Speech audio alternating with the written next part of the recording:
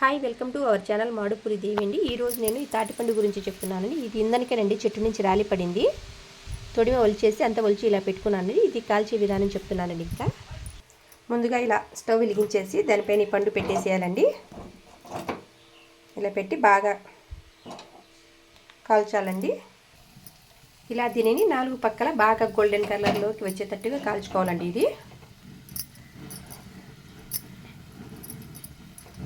ఇది చాలా healthy food అండి. విటమిన్స్ చాలా ఎక్కువగా ఉంటాయంట దీనిలో.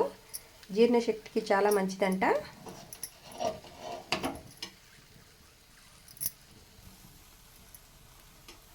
ఇట్లా బాగా కాల్చుకున్నది. ఇది ఎవరైనా సరే అండి కాల్చి పెడితే శుభ్రంగా దీన్ని ఆడబెడతారు.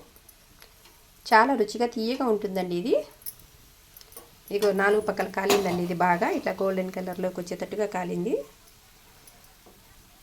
ఇది పూర్వం అయితే మామూలుగా నిప్పల పొయ్యి మీద వాటి మీద అదే కట్టెల పొయ్యి ఉంటుంది కదా, వాటి మీద కాల్చేవాళ్ళండి. ఇప్పుడు మనకు అవకాశం లేదు కదా, అందుకని గ్యాస్ స్టవ్ మీద ఇలా కాలుస్తున్నానండి. ఇలా కడ్డీ చెక్కితే దానికి తిరుక్కోవడానికి బాగా అవకాశంగా ఉంటుందండి. ఇట్లా బాగా కాలిందండి. ఇప్పుడు 4 పక్కలు ఇది.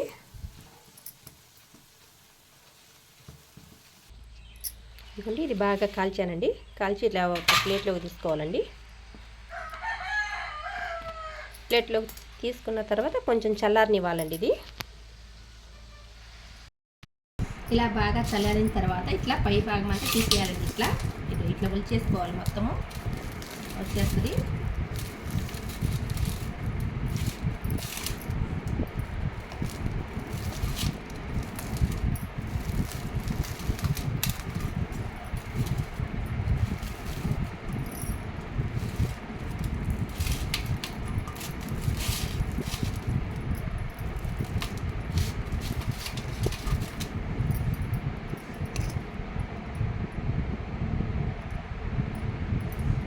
చేసుకున్న తర్వాత ఇట్లా లోపల ఉన్న గుజ్జునండి ఈ గుజ్జును తినాలని ఇట్లా ఇదంతా ఒక ప్లేట్లోకి తీసుకోవాలి. ఇలా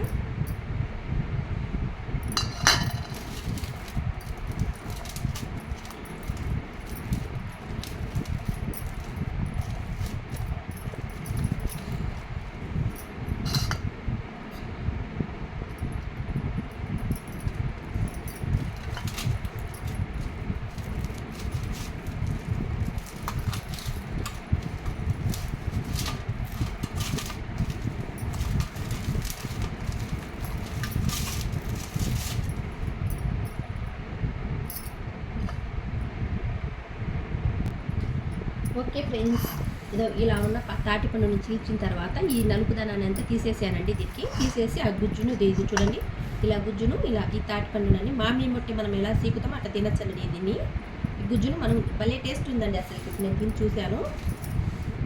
ఓకే ఫ్రెండ్స్, అంతేనండి. ఇలా తింటే చాలా రుచిగా బాగుందండి. చాలా ఆరోగ్యానికి కూడా మంచిదంట.